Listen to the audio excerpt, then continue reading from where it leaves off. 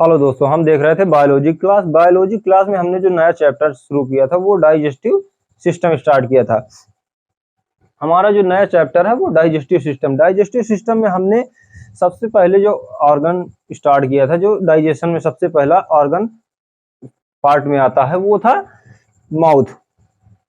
Mouth में हमने देखा था दांत के बारे में। सबसे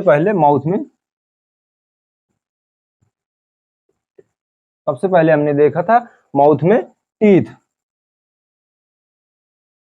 टीथ टीथ दांतों के बारे में। सबसे पहले हमने देखा था दांतों के बारे में, दांत। और फिर हमको पढ़ना था टंग। फिर हमको देखना था टंग, जीभ। फिर हमको जीभ के बारे में। उसके बाद स्लाइवरी ग्लैंड,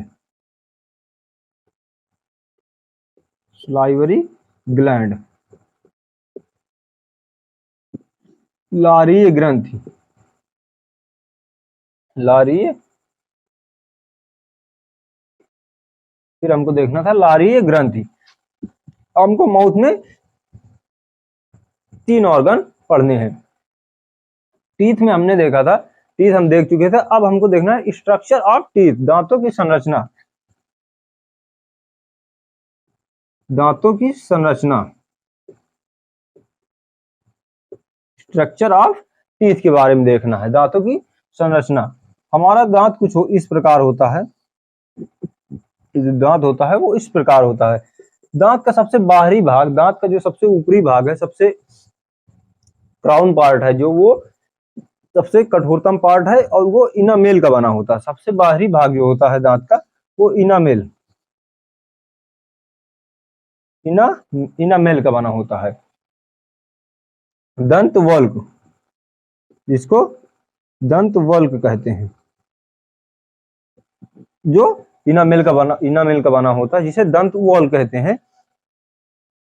ये सबसे कठोरतम पार्ट है, हमारे शरीर का सबसे कठोरतम पार्ट है जो है वो इनामेल है। इनामेल जो बना होता है calcium carbonate, calcium carbonate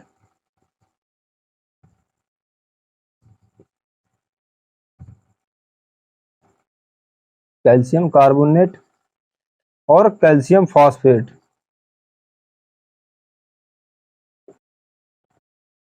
calcium phosphate,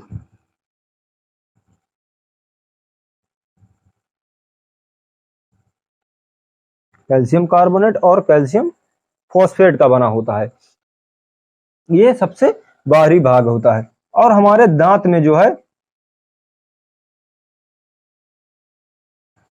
कुछ हमारे दांत में खाली जगह पड़ी होती है। दांतों के अंदर कुछ खाली जगह होती है, जिसे पल्प कैविटी, पल्प कैविटी, लुगदी गुहा,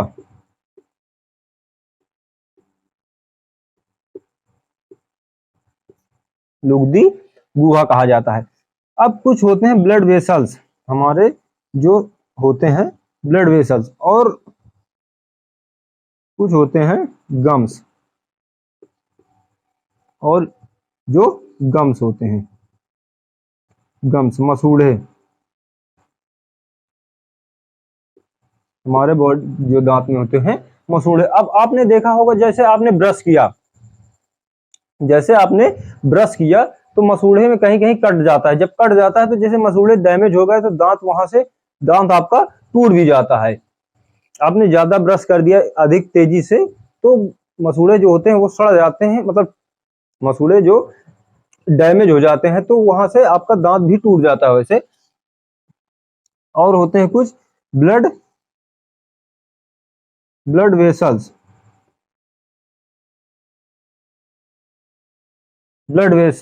रक्तवाहिकाएं,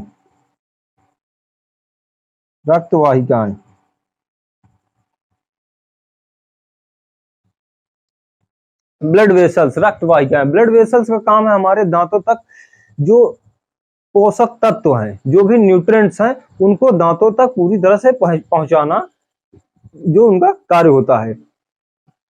और कुछ यहाँ ही लगे होते हैं वो न्यूरॉन्स, न्यूरॉन्स लगे होते हैं। न्यूरॉन्स का काम है आपके ब्रेन तक सिग्नल पहुंचाना कि आपके दांत में जैसे दर्द होने लगा, तो दर्द कैसे पता चला, दर्द कैसे पता, तो आपके दांतों में ब्लड वेसल्स के साथ आप कुछ न्यूरॉन्स लगे होते हैं जो दांतों तक सिग्नल पहुंचाते हैं कि हाँ आपके दांत में दर्द हुआ, या आपका दांत टूट गया, या आपके मसूड़े में कोई दर्द है, तो ये सब न्यूरॉन्स तक, आपके ब्रेन तक न्यूरॉन्स पहुंचाता है। ब्लड वेसल्स का काम है जो आपके दांतों तक न्यूट्रिएंट्स को पहुंचाना, पोषक तत्वों को पहुंचाना। अब आपने शाम को खाना खाया, या आपने खाना खाया जब, तो आपने ठीक से ब्रश नहीं किया, जब आप ठीक से ब्रश नहीं करते तो खाना दांतों के बीच फंसा रह जाता है, जब खाना वो फंसा रह जाता है तो वो दांत सड़ने लगता है, मतलब वो भोजन जो है वो सड़ने लगता है। जब वो भोजन सड़ने लगता है तो उसमें बैक्टीरिया पनप जाते हैं और वो आपके मसूड़ों से अंदर ब्लड वेसल्स में पहुंच जाते हैं और ब्लड वेसल्स को कर देते हैं खराब। अब जब ब्लड वेसल्स को खराब कर दिया ये, तो यहाँ पर अधिक डैमेज होने के कारण अब न्यूट्रिएंट्स ऊपर आपके नहीं पहुंच पाता। जब न्यूट्रिएंट्स ब्लड वेसल्स खराब कर देता है तो न्यूट्रिएंट्स ऊपर नहीं पहुंच पाता और आपके दांत यहाँ से छोटे छोटे टुकड़े में दांत टूटने लग जाता है। तो आपको जाते हैं डेंटल्स के पास, जो डेंटिस्ट होते हैं, आप डेंटिस्ट डॉक्टर के पास जाते हैं तो वो आपका करता है RCT, RCT root canal treatment. अब रूट कैनाल ट्रीटमेंट में डॉक्टर, आपने देखा होगा जो आरसीटी बहुत लोगों ने करवाया होगा, तो बहुत लोगों ने दांत का अपने इलाज करवाया होगा, तो डॉक्टर पहले दिन जब बुलाता है तो आपके दांतों के बीच में सुई मारता है, वो चेक करता है कि आपका दांत में पस है या नहीं है, तो पहले दिन वो सुई मारकर छोड़ देता है। दूसरे दिन आपको दूसरे तीसरे दिन बुलाता है तो उसकी वो सफाई करता है। जब वो उसकी सफाई करता है तो देखता है अगर वो दांत आपका ठीक होने लायक है, ठीक होने के काबिल में है, तो वो आपके दांत की सफाई करके आपके दांतों के बीच भरता है एमलगम, अमलगम। अब अमलगम क्या है, ये हम केमिस्ट्री आगे जब अपनी स्टार्ट करेंगे तो उसमें देखेंगे एमलगम क्या है। आपके दांतों के जो बीच जो ट्रीटमेंट, जो आपके दांत में गैप, खोखलापन हो गया, आपके मसूड़े जो ये ब्लड वेसल्स खराब हो गए, तो उसमें वो भरता है, अमलगम भर देता है। अगर वो ठीक होने की कंडीशन में है, अगर वो डैमेज है पूरी तरह से, तो वो उसको उखाड़ कर फेंक देगा ताकि आपके दूसरे दांतों के ब्लड वेसल्स हैं वो ना खराब हो, वो दांत दूसरा बगल में ना खराब हो, तो डॉक्टर आपके वो दांत को उखाड़ कर भगा देता है, फिर आपको आर्टिफिशियल दांत लगाने की सलाह देता है, या आप आर्टिफिशियल दांत लगवा लीजिए। अब जैसे आपका दांत ठीक होने के काबिल है तो वो उस दांत में एमलगम भरता है, एमलगम के बाद उसमें लगा देता है कैप। अब उसने एमलगम भरा, एमलगम के बाद अगर ठीक होने की कंडीशन में है तो उसमें कैप लगा देगा ऊपर, तो आपका दांत वैसे ही हो जाएगा। अब हमने दांतों के बारे में पूरा देख लिया, अब हम आगे देखेंगे टंग, जीभ के बारे में। पूरा स्ट्रक्चर हमने दांतों को देख लिया, अब हम देखेंगे टंग, जीभ के बारे में। टंग,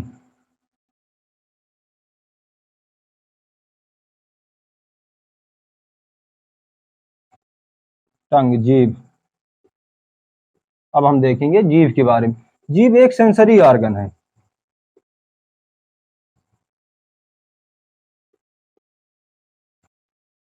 जीभ आपका सेंसरी ऑर्गन है, संवेदी अंग।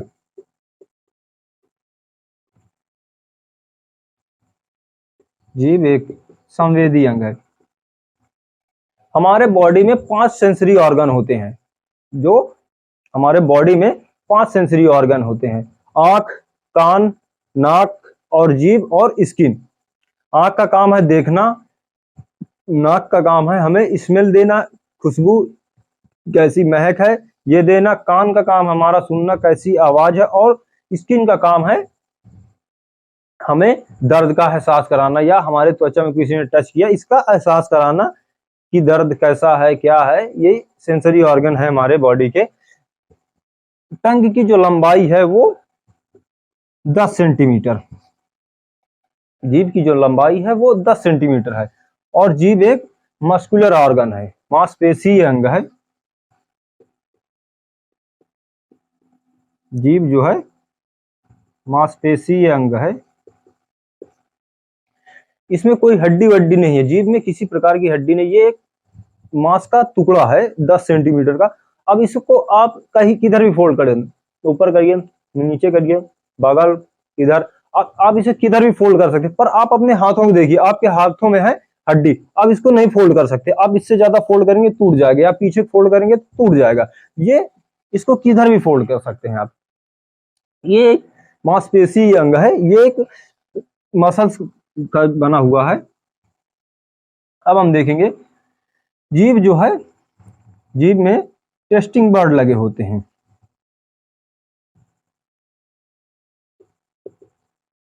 जीभ में हमारे टेस्टिंग बर्ड लगे होते हैं जो हमें स्वाद का एहसास दिलाते हैं। हमारे जीभ में जो है टेस्टिंग बर्ड लगे होते हैं जो हमें स्वाद का एहसास दिलाते हैं। अब हम जीभ को देखेंगे,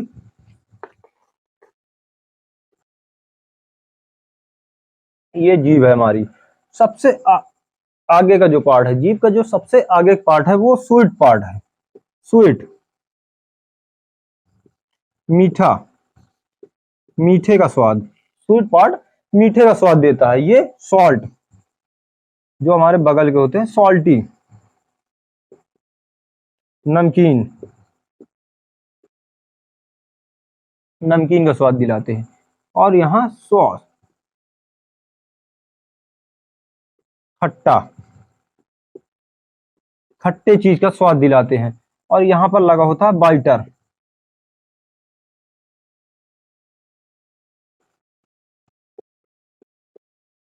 बाइटर, कड़वा, कड़वा स्वाद बताते हैं। और यहाँ लगा होता है लास्ट में, जब सबसे लास्ट में, ginger, onion, garlics, garlic, ginger, अदरक, अदरक, प्याज, लहसुन। अब आपने खाया होगा कभी, आप लोगों में से बहुत से लोगों ने अदरक खाई होगी, तो अदरक देखा होगा आपने कि आप अदरक खाते हैं तो सबसे आखिरी पार्ट में आप देखेंगे बहुत झंझनाहट सी होने लगती है आपके शरीर में, अजीब सा स्वाद होता है उसका। लहसुन खाइए आप, अजीब सी झंझनाहट सा, ना कोई, ना कड़वा सा, ना कोई कोई स्वाद, जैसे पता ही नहीं चलता, इसका अजीब सी झंझनाहट सी शरीर में होने लगती है। ये सबसे लास्ट का पार्ट होता। और कभी कभी बहुत लोगों में होता है कि अधिकतर, जैसे अदरक खाए आपने, अदरक खाई तो आंसू निकलने लगते हैं, प्याज खा लिया तो आंसू निकलने लगता है, ऐसा क्यों होता है, ऐसा क्यों होता है? तो ये हमारे आंख के सेंसरी से डायरेक्ट कनेक्ट होता है, ये हमारे आंख सेंसरी से डायरेक्ट कनेक्ट होता है, जिस वजह से ये सब चीजें खाने के बाद आंसू आने लगते हैं, ये सब खाने के बाद आंसू आने लगते हैं। अब देखेंगे टेस्टिंग बर्ड जो होती हैं, टेस्टिंग बर्ड जो है, टेस्टिंग बर्ड, स्वाद की जो बर्ड्स हैं, इनमें न्यूरॉन्स लगे होते हैं, न्यूरॉन्स लगे होते हैं। अब टेस्टिंग बर्ड में लगे होते हैं न्यूरॉन जो ब्रेन तक सिग्नल पहुंचाते हैं, ब्रेन तक सिग्नल पहुंचाते हैं। अब टेस्टिंग बर्ड के ऊपर न्यूरॉन्स लगे होते हैं जो ब्रेन तक सिग्नल पहुंचाते हैं। आप मेनली, आप देखेंगे आपके बॉडी में जो सबसे मेनली पार्ट है वो आपका ब्रेन ही है, और कुछ नहीं। आपके चोट लगी तो आपके ब्रेन तक सिग्नल जाएगा, आपके कहीं दर्द है तो ब्रेन तक सिग्नल जाएगा, आपको बुखार है तो ब्रेन तक, आपकी शरीर दर्द करे तो ब्रेन तक सिग्नल जाएगा कि ब्रेन किस पार्ट में दर्द है, कहाँ क्या चीज है, ये सारा काम ब्रेन ही करता है। जैसे पुराने समय में आपने देखा होगा किसी एक राज्य का राजा होता था, वो पूरी प्रजा को डील करता था, पूरी प्रजा को अपने इशारों पर नचाता था। सेम वही कंडीशन ब्रेन है, ब्रेन आपके बॉडी का किंग है, वो आपके बॉडी को ही पूरी तरह से मेंटेन रखता है, ब्रेन का काम है। अब टेस्टिंग बर्ड स्वाद कैसा है कैसे पता चलेगा? ये ब्रेन सिग्नल भेजता है ना कि आप, अब आपके इस हिस्से में टेस्टिंग बर्ड जो न्यूरॉन्स लगे हैं, अब यहाँ पर आपने मीठा खाया तो यहाँ पर फील हुआ मीठा, कि मीठा स्वाद है, तो कैसे? ये ब्रेन तक, टेस्टिंग बर्ड के ऊपर जो ब्रेन लगे होते, न्यूरॉन्स लगे तो ब्रेन तक सिग्नल पहुंचाते कि हाँ हाँ, यहाँ पर आपके आगे वाले पार्ट में मीठे का स्वाद एहसास दिलाता कि हाँ हाँ मीठा स्वाद है, वैसे ही सिस्टम होता है, ब्रेन यही काम करता है। और ये जीभ का कोई खास रोल आपके बॉडी में किसी पार्ट का नहीं, सबसे मेन पार्ट जो है आपका ब्रेन ही है। अब टेस्टिंग बर्ड देखेंगे, टेस्टिंग बर्ड जो लड़कों में होती है, लड़कों में जो टेस्टिंग बर्ड होती है वो 1500 से 2000, 1500 से 2000 होती है। और लड़कियों में जो टेस्टिंग बर्ड होती है वो 2500। तो आपने देखा होगा लड़कियों को स्वाद के बारे में ज्यादा पता होता है लड़कों की अपेक्षा। लड़कियां ज्यादा स्वादिष्ट चीजें ढूंढती हैं। जैसे लड़कों का है तो खाने में अगर आपके खाने में अगर नमक कम है तो लड़कों को ज्यादा पता नहीं चलेगा, पर लड़कियों को हर चीज में टेस्ट चाहिए। लड़कियां हर चीज में स्वाद ढूंढती है कि हाँ ये चीज अब परफेक्ट है, ये चीज अब परफेक्ट है खाने में। वो हर चीज मेंटेन में रखती है, पर लड़कों का ऐसा नहीं है। लड़का ना टेस्टिंग बर्ड इतनी कम होती है कि उनको ऐसा ठीक है चलो खा लो, नमक भी नहीं है तो ऐसे भी खा लेते हैं बहुत सारे लोग, क्योंकि टेस्टिंग बर्ड इसमें लड़कों में कम होती है। अब हम आगे देखेंगे, हमारी टंग जो है कंप्लीट हुई। अब आगे देखेंगे हम सलाइवरी ग्लैंड। आगे चैप्टर हमारा जो मतलब आगे का जो माउथ का एक ऑर्गन है सलाइवरी ग्लैंड।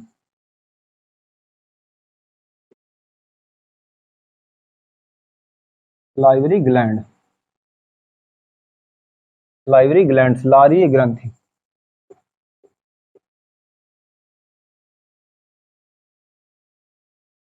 सलाइवरी ग्लैंड, सलारी ग्रंथि। सलाइवा हमारे शरीर के लिए बहुत ही इंपॉर्टेंट है। सलाइवा हमारे शरीर के लिए मोस्ट इंपॉर्टेंट पार्ट सलाइवा है। और सलाइवा एक दिन में अप्रोक्स कम से कम 1 लीटर सलाइवा बनती है, 1 लीटर पर डे, कम से कम पर डे 1 लीटर सलाइवा बनती है।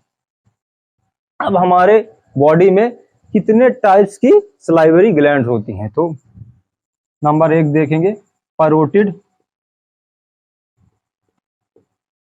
Parotid salivary gland.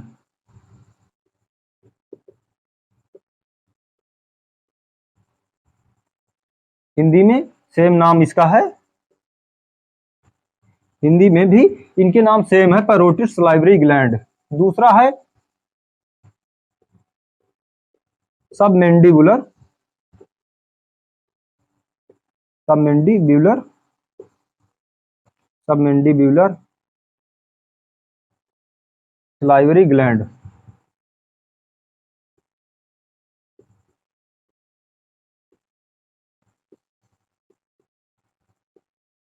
Submandibular salivary gland. और सबलिंगुअल,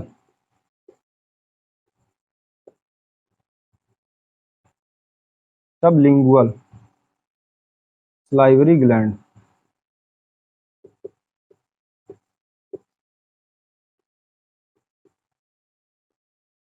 सबलिंगुअल सलाइवरी ग्लैंड्स।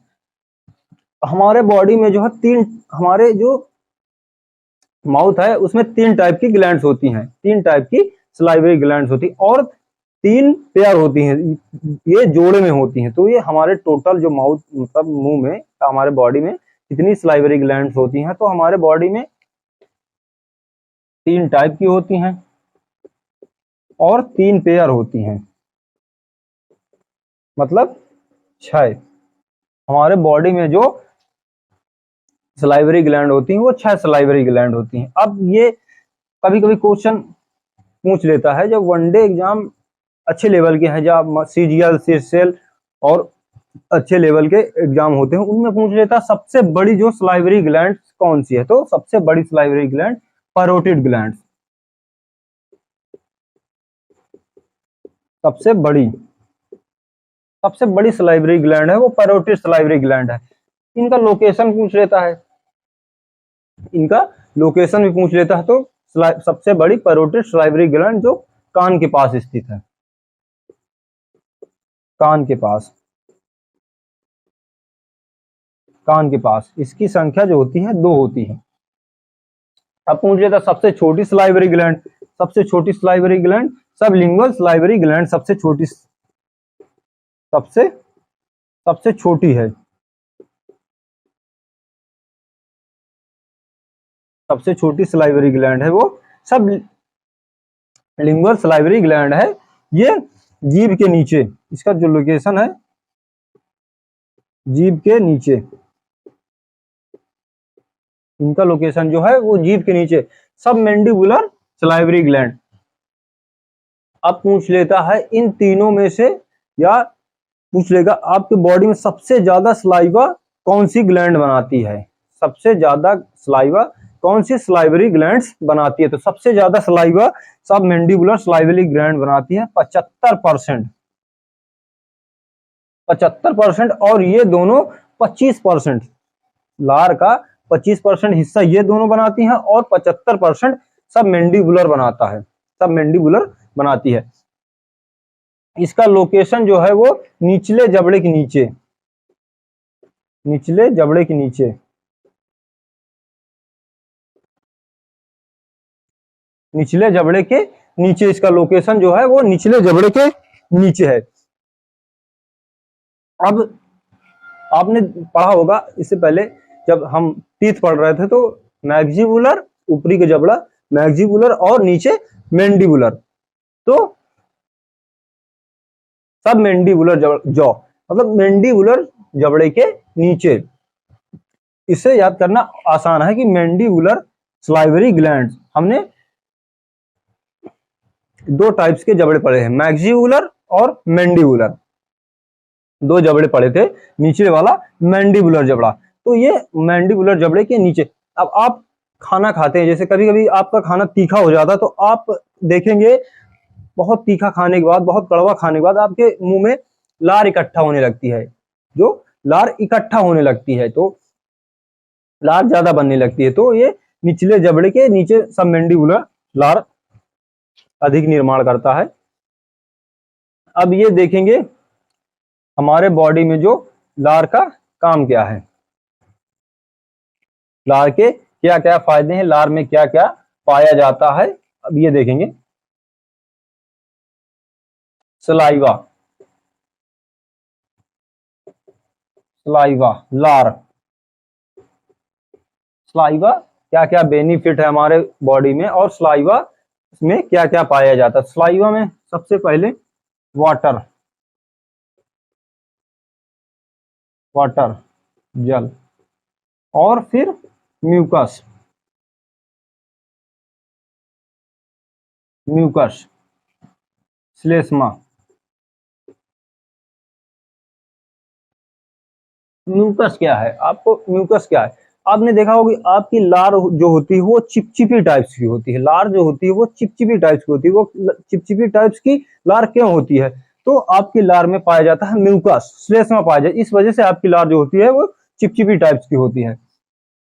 और हमारे पाया जाता है लार में मिनरल्स, मिनरल, मिनरल में कौन कौन से, सोडियम,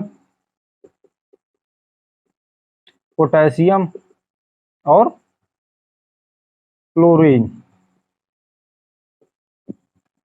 क्लोरीन, ये हमारे लार में मिनरल्स पाए जाते हैं, सोडियम, पोटेशियम, क्लोरीन। और पाया जाता है हमारे लार में एंजाइम, एंजाइम, तो मोस्ट इंपॉर्टेंट डाइजेस्टिव पार्ट है वो है एंजाइम। हमारे बॉडी में एंजाइम ही डाइजेशन में हेल्पफुल है, ये हमने सबसे पहले पढ़ा था। तो हम देखेंगे एंजाइम। अब पूछ लेता है कि डाइजेशन में जो हमारे माउथ में लार में एंजाइम पाए जाते हैं कितने टाइप्स के होते हैं। तो एंजाइम जो होते हैं,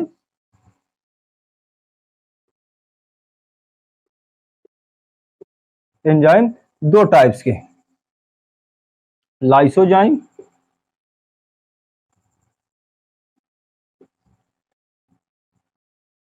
लाइसोजाइम, लाइसोजाइम का काम है, अब इधर देखेंगे salivary, salivary saliva amylase enzyme, salivary amylase enzyme,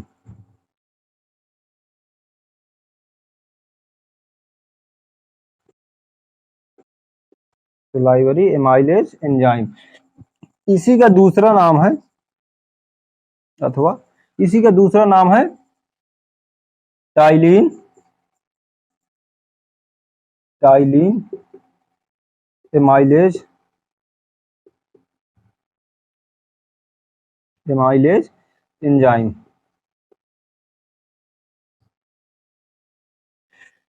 T लिखेंगे पर प्रोनाउंस टी से करेंगे, पी शॉर्ट है, पी से लिखेंगे पर प्रोनाउंस करेंगे, वर्ड को प्रोनाउंस करेंगे तो टी से। टाइलिन एमाइलेज एंजाइम, ये दोनों एक ही एंजाइम है। अब लाइसोजाइम का क्या काम है? आपने अपने भोजन में सड़े गले फूड्स या काफी टाइम्स के रखे, बाहर रखे फूड्स, भोजन आप खुले में रखा और आप गए खाना खा लिए, फ्रूट्स है 2-3 दिन पड़े रखे रहते हैं बाहर सेलर लोग, और आपने बिना धुले उसको खा लिया, तो आपके उसमें जो बैक्टीरिया होते हैं, आपके फ्रूट्स भोजन में जो बैक्टीरिया होते हैं, उन बैक्टीरियो को मारना, बैक्टीरिया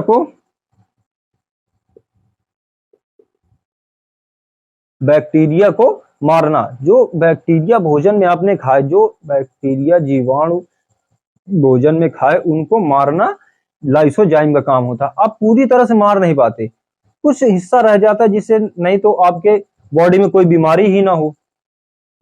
अब आपके पेट में दर्द होने लगता है, आपका टीबी हो जाती है, पीलिया हो जाती है, ये सारे जो बीमारियां होती हैं, अगर ये लाइसोजाइम पूरे बैक्टीरिया आपके मार दे, पूरे जीवाणु जो मार दे, अब ये वायरस नहीं मार सकता। अगर लाइसोजाइम वायरस मार सकता होता तो जो ये कोरोना वायरस है ये होता ही नहीं।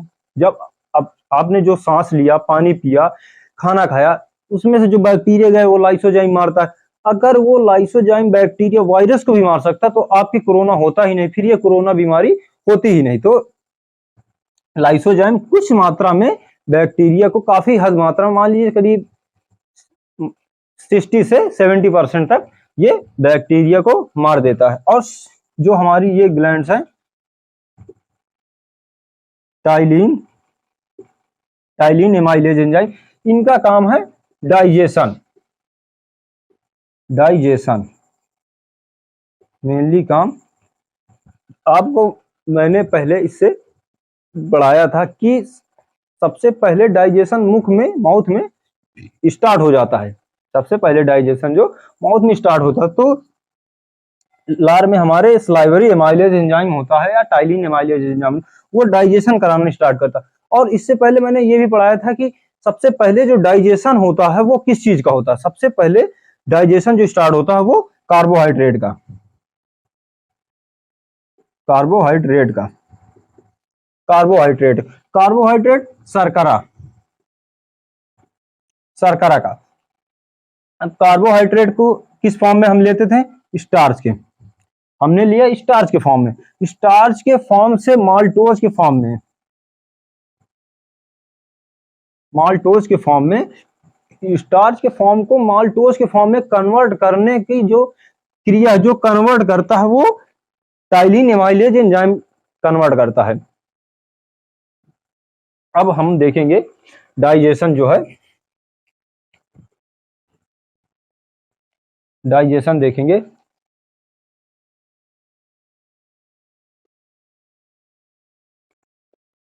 डाइजेशन, डाइजेशन किसका हुआ? कार्बोहाइड्रेट का। आपको मैंने पहले पढ़ाया था कि आप दुनिया में कितने भी टाइप के फूड खा लिए, कितने भी टाइप के भोजन खा लीजिए, पर हमारे बॉडी में डाइजेशन से 3 टाइप के फूड का होता है। हमारे बॉडी में डाइजेशन जो 3 टाइप के फूड के होता है, वो 3 टाइप के फूड कौन कौन से थे? कार्बोहाइड्रेट, प्रोटीन और लिपिड्स। तो हमने कार्बोहाइड्रेट का डाइजेशन हुआ, कार्बोहाइड्रेट का डाइजेशन हुआ, पर पूर्ण डाइजेशन नहीं हुआ, वो पार्शियल डाइजेशन हुआ, पार्शियल डाइजेशन, आंशिक,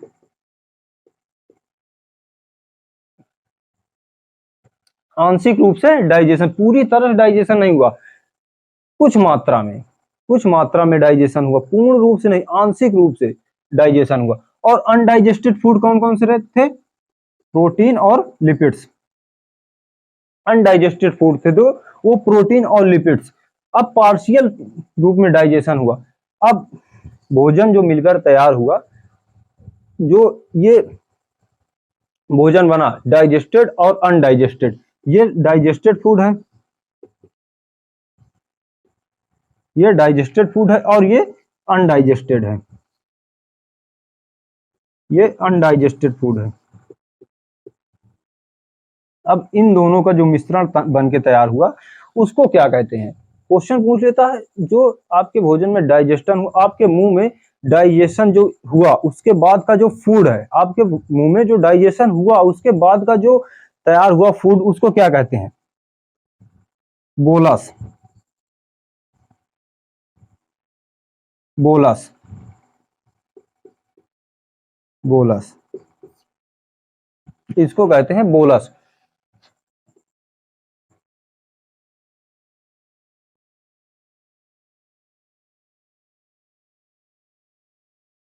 अब यहां पर आपके फूड पाइप है, ये ऑक्सीजन पाइप है।